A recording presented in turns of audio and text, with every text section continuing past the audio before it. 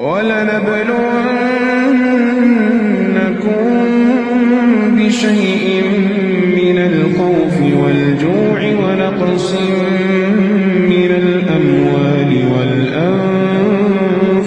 وَالثَّمَرَاتِ ۗ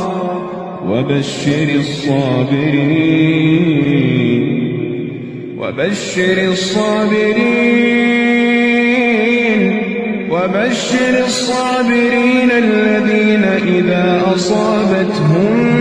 مُّصِيبَةٌ قَالُوا إِنَّا لِلَّهِ وَإِنَّا إِلَيْهِ رَاجِعُونَ